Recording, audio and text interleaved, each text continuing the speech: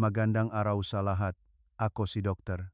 Renato Bagani at ngayon ay pag-usapan natin ang paksang 4 na masarap na prutas para sa mga Pilipinong mahigit 50 taong gulang na may mataas na kolesterol at diabetes. Mga kaibigan, naniniwala ba kayo na sa pagkain lang ng tamang 4 na uri ng prutas, possible nang maging stable ang blood sugar at bumaba ang taba sa dugo? Baka kakaiba pakinggan, pero totoo ito. Paglampas noong edad 50, marami sa atin ang tahimik na namumuhay na may dalawang mapanganib na problema sa kalusugan, mataas na kolesterol at diabetes. Bihira itong magpakita ang malinaw na sintomas, ngunit nakbabanta itong magdulot ng malubhang komplikasyon tulad ng stroke, heart attack, o kidney failure kung hindi makontrol sa oras. Sa kabutihang palat, bukod sa gamot, mayroon pa ring simple, natural, at ligtas na paraan upang labanan ang mataas na kolesterol at diabetes. Simulan natin ito sa mga prutas na pamilyar sa pang-araw-araw. At ngayon, ibabahagi ko, si Dr. Renato Bagani, ang 4 na uring prutas na lubhang mainam para sa kalusugan ng taong mahigit 50 na may mataas na kolesterol at diabetes, na tumutulong upang maging malusog ang katawan araw-araw ng madali at epektibo. Bakit madaling magkaroon ng mataas na kolesterol at diabetes paglampas ng 50? Mga kaibigan, paglampas nga 50, nagsisimula ng bumagal ang metabolismo ng ating katawan. Sa madaling salita, ang ating kinakain ay hindi napoproseso ng kasing bilis nga kabataan. Ang dalawang mahahalagang organ na gumaganap ngang papel sa pakontrol ng blood sugar at kolesterol, ang atay at pancreas, ay nagsisimula ring mapagod. Hindi gaanong epektibo ang pagproseso nga atay sa taba, kaya madaling makaipon ngang masamang kolesterol, LDL, sa dugo. Ang pancreas naman ay mas mabagal maglabas ngang insulin, at ang mga selula ay hindi na gaanong sensitibo sa insulin, o tinatawag na insulin resistance. Ibig sabihin, hindi na gaanong tumutugon ang katawan sa hormon na insulin na tumutulong sa pagkontrol ng blood sugar. Ang resulta ay mataas ang blood sugar nang hindi natin nalalaman. Bukod pa rito, sa edad na ito, marami sa atin ang may tendensiyang hindi na ganong aktibo. Ang diet ay nananatili sa lumang gawi na may maraming puting kanin at kakaunting fiber. At ang pagtulog ay madalas na hindi regular. Ang lahat ng salik na ito ay pinagsama-sama upang bumuo ng isang tahimik na spiral ng sakit, tahimik na tumataas ang blood sugar at kolesterol. Ang pinakakabahala ay ang mataas na kolesterol at diabetes ay kadalasang hindi nagdudulot ng malinaw na sintomas sa simula. Tahimik nitong sinisira ang daluyan ng dugo, nerbiyos, mata, at bato. Pagdating ang panahon na malalaman ninyo, kadalasan ay huli na. Ayon sa istatistika, ang mataas na kolesterol ay ang sanhi ng atherosclerosis, pagbara ng daluyan ng dugo sa utak, coronary artery, at puso, na nagpapataas ng panganib ng stroke at sakit sa puso. Ang diabetes naman ay madalas na tinatawag na silent killer. Sa Pilipinas, tinatayang nasa 4 na milyong tao ang may diabetes.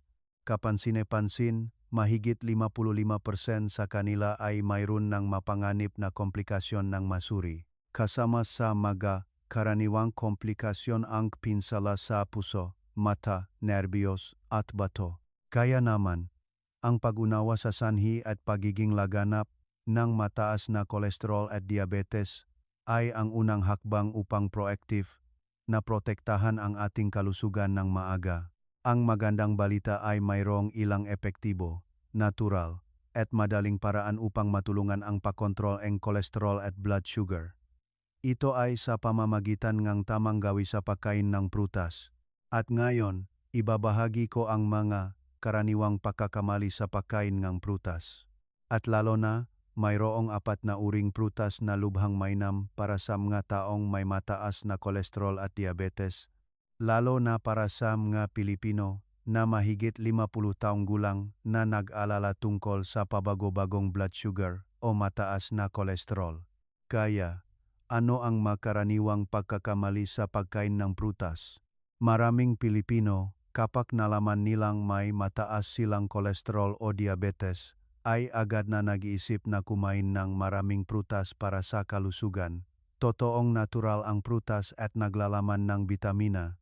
Ngunit kung mali ang pinili, mali ang oras pagkain, o sobra ang kinain, ang prutas ay maaaring maging pasaning sa atay at pankreas at magdulot abnormalidad sa blood sugar. Narito ang dalawang pinakakaraniwang pagkakamali. Una, ang pag-aakala na laging mabuti ang pagkain ng maraming prutas. Gayang nabanggit, ang prutas ay hindi ganap na walang kasalanan. Ang ilang uri ng prutas ay mayaman sa natural na asukal fructose. Halimbawa ang maprutas na may matamis na lasa tulad ng hinok na mangga, saging, o rambutan. Kung sobra ang kakainin ninyo samga ito, mabilis na tataas ang glukose sa dugo, na lalong mapangganib para sa mga taong may metabolic disorders tulad ng prediabetes o diabetes. Mas mahirap ding magtrabaho ang atay upang iproseso ang labis na asukal sa taba na nakakingsanhi ng pagtaas ng kolesterol sa dugo. Pangalawa, ang pagkain ng prutas pagkatapos mismo ng pangunahing pagkain. Maraming Pilipino ang may ugali na mag-dessert ng prutas pagkatapos ng kanin. Maaring akalain na mabuti ito, ngunit sa katunayan, pagkatapos ng isang pangunahing pagkain na puno ng enerhiya, kung kakain pa tayo ng tamis na prutas, nangangahulugan ito ng pagdagdag ng asukal at kalorya. Dahil dito, patuloy na maglalabas ng insulin ang pankreas na hindi makapagpahinga, madaling tumaas ng matagal ang blood sugar, at ang labis na kalorya mula sa prutas na pang-dessert ay magiging taba, na magpapataas ang kolesterol sa dugo. Totoong mayaman ang prutas sa bitamina at fiber, ngunit hindi ibig sabihin na maaari itong kainin ng walang limitasyon anumang oras. Para sa mga taong may diabetes at mataas na kolesterol, napakahalaga ang pagpili ng prutas na mababa sa asukal, mayaman sa fiber, at may mababang glycemic index, GI. Bukod pa rito, dapat kumain ng prutas sa pagitan ng dalawang pangunahing pagkain sa katamtamang dami, sa halip na kumain ng random sa buong araw o pagkatapos ng busog na pagkain. Madalas kong pabiro na sinasabi na walang kasalanan ang prutas, ang pagkakamali ay nasa kung paano tayo kumain nito. Kung alam natin ang tamang paraan, ang prutas ay magiging natural na gamot na tumutulong sa pag-stabilize ng blood sugar at kolesterol. At ngayon, ibabahagi ko ang pinakamahalagang bahagi ng video na ito. Ito ang 4 na uring prutas na lubhang mainam para sa mga taong may mataas na kolesterol at diabetes, lalo na angkop para sa mga Pilipinong mahigit 50 taong gulang. Pakitandaan, kahit mabuti ang mga prutas na ito, kailangan pa rin nating kainin ng tama at katamtaman. Anumang pagkain, kung labis ang paggamit, ay maaring magdulot ng hindi kanais-nais na epekto. 4 na uri ng prutas na lubhang mainam para sa mataas na kolesterol at diabetes. 1. Pomelo, suha, ang natural na lunas para sa stabilize na kolesterol at blood sugar. Ang pomelo ay hindi lamang isang pamilyar na prutas kundi lubhang pinahahalagahan din sa modernong medisina dahil sa isang espesyal na grupo ng compounds na tinatawag na flavonoids, partikular ang naringenin. Ang naringenin ay napatunayang may kakayahang bawasan ang insulin resistance, ibig sabihin, tinutulungan nito ang katawan na maging mas sensitibo sa insulin. Ito ang susi sa pagtugon sa ugat ngam, problema kung bakit madaling magkaroon ngam. Type 2 diabetes ang nga matatanda dahil sa hindi mahusay na pagtugon ngam, selula sa insulin na nagreresulta sa pagtaas ngam blood sugar. Bukod pa rito, ang naringenin sa pomelo ay nakakatulong din na bawasan ang masamang kolesterol, LDL, at pataasin ang magandang kolesterol, HDL, sa dugo. Kaya, ang regular na pagkain ng pomelo ay tumutulong sa paglilinis ng mga daluyan ng dugo at pagpigil sa atherosclerosis. Hindi lang iyan, sinusuportahan din ng pomelo ang bahagyang pagbaba ang timbang sa pamamagitan ng pagpapabilis ng metabolismo ng taba at pagbibigay ng pakiramdam ng kabusugan. Isang randomized control study na inilathala sa Journal of Medicinal Food noong 2006 ay nagpakita na ang mga obese na kumain ng kalahating sariwang pomelo bago ang bawat pagkain ay bumaba ng average na 1.6 kg pagkatapos noon 12 linggo, na mas mataas kaysa sa grupong hindi kumain ng pomelo. Lalo na, ang grupong kumain ng pomelo ay bumaba rin ang antas ng insulin pagkatapos kumain, na nagpapatunay ng malaking pagpapabuti sa sensitivity ng insulin. Napansin din ng iba pang pag-aaral na ang maregular na kumakain ng pomelo ay may tendensyang bumaba ang LDL at total cholesterol kumpara sa hindi kumakain, habang tumataas ang HDL upang protektahan ang mga daluyan ng dugo. Hindi lang flavonoids ang mayroon sa pomelo, mayaman din ito sa vitamin C, potassium, at fiber. Ang vitamin C at potassium sa pomelo ay tumutulong sa paglilinis ng atay, sumusuporta sa regulasyon ng blood pressure, at anti-inflammatory sa mga daluyan ng dugo. Ang fiber, lalo na ang pectin sa pulp ng pomelo, ay tumutulong sa pagsipsip ng labis na kolesterol at asukal sa bituka. Dahil dito, nagiging stable ang kolesterol at blood sugar pagkatapos kumain. Mga paalala kapag kumakain ng pomelo, dapat kainin ang sariwang pomelo na may pulp upang makuha ang sapat na fiber. Huwag isawsaw sa asin o asukal dahil magpapataas itong hindi kinakailangang asin at asukal. Iwasang kumain ng pomelo kapag masyadong gutom dahil ang asim nito ay maaring magdulot ng pananakit ng tiyan. Ang pinakamainam na oras upang tamasahin ang isang piraso ng pomelo ay mga 1,2 oras pagkatapos ng tanghalian o sa hapon. Huwag din kumain ng pomelo ng masyadong gabi dahil sa dami ng tubig nito na maaring magdulot ng pag-ihi sa gabi na magpapahirap sa pagtulog. 2. Bayabas. Mahusay na pagkontrol sa blood sugar. Ang bayabas ay isang simpleng prutas ngunit hindi kapani-paniwalang kapaki-pakinabang para sa mga taong may diabetes at mataas na kolesterol. Ang unang bentaheng bayabas ay napakarami nitong soluble fiber, pectin. Ang fiber na ito, kapag pumasok sa bituka, ay bumubuong isang gel na tumutulong sa pagbagal ng pagsipsip sa asukal sa dugo na pumipigil sa biglang pagtaas ng blood sugar pagkatapos kumain. Ang glycemic index ng bayabas ay mababa din, sa ilalim ng 30, kaya ang bayabas ay isang mahusay na pagpipilian para sa mga taong kailangang kontrolin ang kanilang blood sugar. Bukod sa fiber, kilala rin ang bayabas sa napakataas na nilalaman ng vitamin C na humigit kumulang 3 beses na mas mataas kaysa sa orange.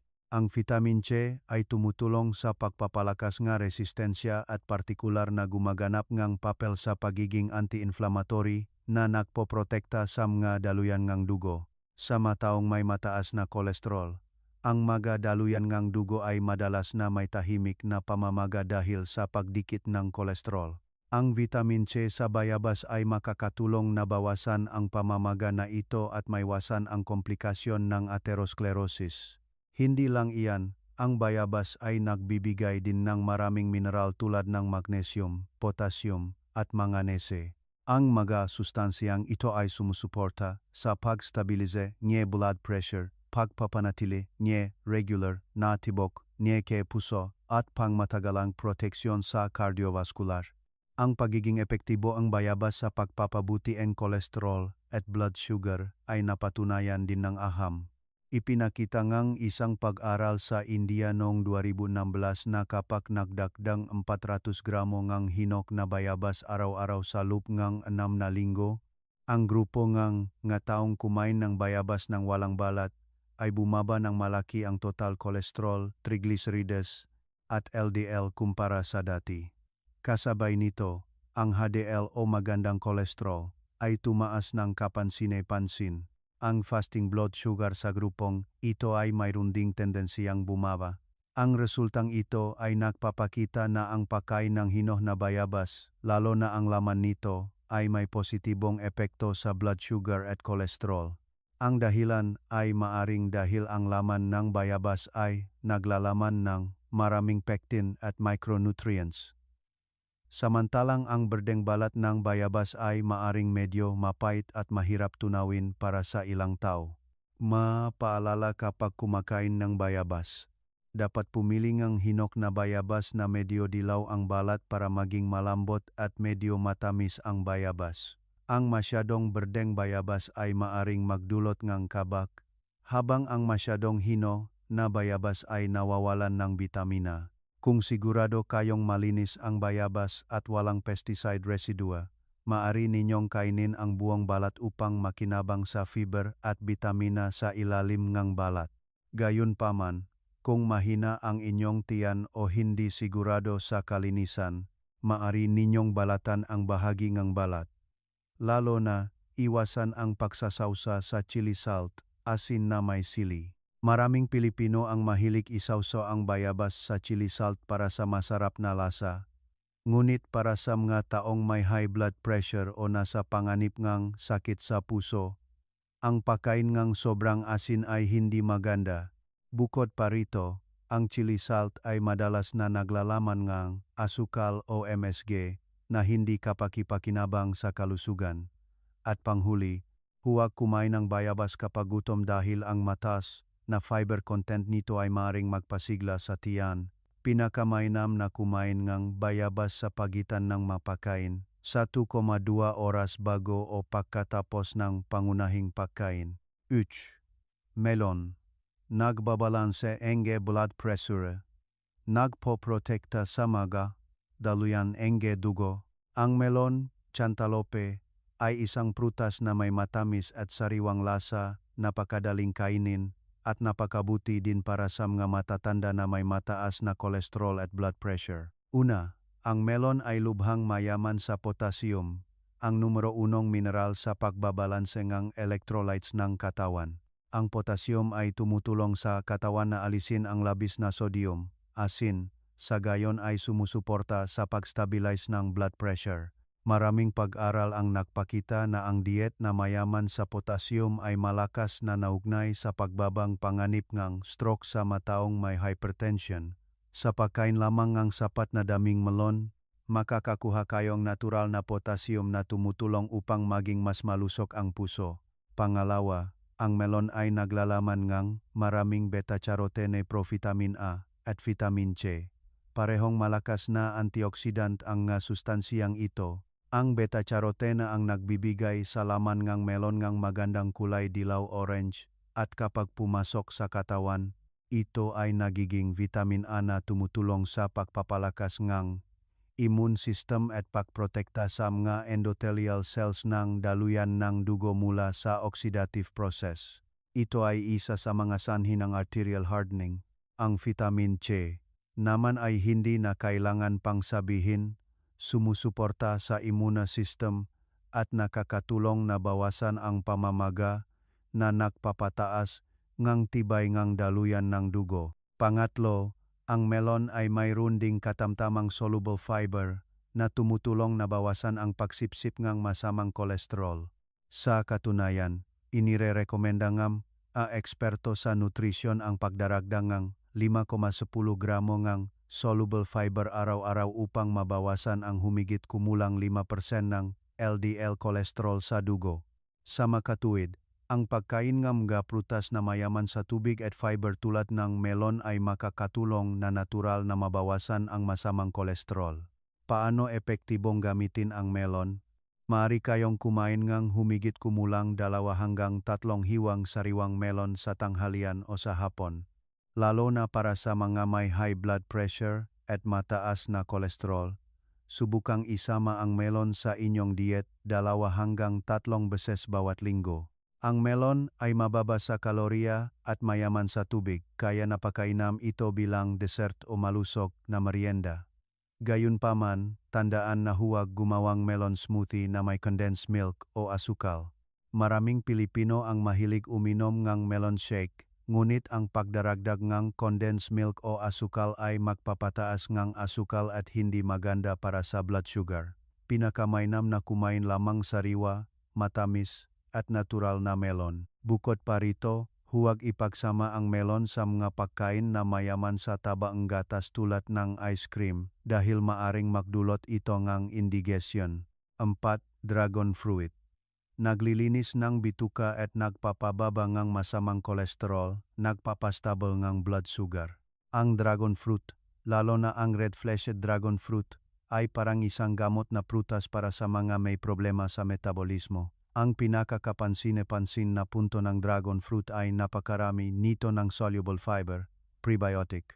Ang prebiotic fiber, sa madaling salita, ay pagkain para sa mga beneficial gut bacteria. Kapag kumakain ng dragon fruit, ang prebiotic fiber ay nagpapakain sa beneficial microorganisms sa bituka na tumutulong upang maging mas malusog ang inyong digestive system at maiwasan ang constipation. Ang isang malusog na bituka ay sumusuporta sa katawan na mag-eliminate ng labis na kolesterol ng mas mahusay at kasabay nito, pinapabuti ang sensitivity sa insulin. Ang red-fleshed dragon fruit ay mayaman din sa anthocyanins. Ito ay isang napakalakas na antioxidant na nagbibigay ng magandang pula-purpleng kulay sa laman ng dragon fruit. Ang anthocyanins ay may epekto sa paglilinis ng mga daluyan ng dugo, pagbabawas ng pamamaga, at pag-neutralize ng free radicals. Isang comprehensive review noong 2020 ay nagpakita rin na ang diet na mayaman sa anthocyanins ay maring makabuluhang mapabuti ang pagkontrol ng blood sugar sa mga taong may type 2 diabetes. Para sa dragon fruit, bagaman matamis ang lasa nito, mas mababa ang natural na nilalaman ng asukal nito kaysa sa ibang prutas. Tungkol sa glycemic index ng dragon fruit, ito ay kabilang sa mababang grupo. Kaya ang pagkain nito ay hindi magpapataas ng blood sugar ng mabilis. Sa katunayan, isang pag-aral noong 2012 ay napansin pa na ang pagkain ng red dragon fruit ay nakatulong sa malaking pagbaba ng total cholesterol sa mga pasyenteng may type 2 diabetes. Kaya naman, para sa mga taong may mataas na kolesterol, mahinang paganangang atay o nagpapalabas ng diabetes, ang dragon fruit ay isang kaibigan na sumusuporta sa paglilinis ng katawan at pagbagal ng pagsipsip ng asukal sa dugo. Kaya, paano kumain ng dragon fruit ng makatuwiran? Dapat kumain kayo ng 1,2 hanggang 1 katamtamang dragon fruit sa huling bahagi ng umaga, tulad ng 1,2 oras pagkatapos ng almusal o sa hapon. Iwasang kumain ng dragon fruit ng masyadong gabi bago matulog dahil ang prutas na ito ay malamig at maraming tubig. Kaya ang pagkain nito ng gabi ay madaling magdulot ng malamig na tiyan o maging sanhi nga pagbubulong-bulungan sa tiyan na mahirap matulog. Kapag kumakain, dapat ngumunguya ng mabuti ang bawat piraso sa halip na lunukin ng mabilis. Ang masusing panguya ay magpapagana sa paglabas ng digestive enzymes na tumutulong sa katawan na sumipsip ng nutrients ng optimal nang hindi nagbibigay ng pasanin sa pancreas at atay. Isang maliit na mungkahi ay maaari ninyong ipares ang melon sa tanghalian at kumain ng dragon fruit sa merienda sa hapon. Ito ay isang napakagaan na paraan upang maging sariwa ang katawan at ang magadaluyan ng dugo ay parang nalinis ng labis na sustansya. Ang makatamang at simpleng pagpipilian araw-araw ay ang paraan upang mapanatili ang pangmatagalang kalusugan. Hindi kailangan ngang mamahalin o komplikado at hindi kailangan umasa sa gamot. Mga kaibigan, ang kalusugan sa pagtanda ay hindi nakmumula sa mga mahigpil kundi sa tamang hawi at pagtitiyaka araw-araw. Ang pagdaragdag ng isang pirasong pomelo, isang bayabas, o isang slice ng sariwang melon sa inyong diet ay maaring magdulot ng benepisyo sa ating blood sugar at cholesterol. Sana, sa pamamagitan ng video na ito, nakaroon kayo nga pakipakinabang na kaalaman upang mamuhay ng malusog, masaya, at mas makabuluhan. At simula ngayon, subukan ninyong piliin ang isa sa 4 na uri ng prutas na nabanggit upang idagdag sa inyong merienda, panatilihin itong regular, at damhin ang unti-unting pagpapabuti ng inyong katawan. Naniniwala ako na ang malilit na pagbabago ay magdadala enige malalaking resulta kung tayo ay determinado. At kung sa tingin ninyo ay kapakipakinabang ang nilalaman ngayon, Huwag kalimutang i-like at mag-subscribe sa channel ni Dr. Renato Bagani upang patuloy na makasama ako sa paglalakbay sa proactive na panggangalaga sa kalusugan. Ibahagi ang video sa inyong pamilya at mga kaibigan, lalo na sa mga mahigit 50 taong gulang, upang lahat ay maging malusog. Maaari rin kayong mag-iwan ng komento sa ibaba na video tungkol sa inyong karanasan o mga paksa sa kalusugan na kinagigiliwan ninyo. Susubukan kong sagutin sa mga susunod na video. Nais kong laging maging malusog, masaya, at araw-araw na pumiling matalinong pagkain para sa inyong sarili at pamilya. Makita-kita tayo sa susunod na mga video.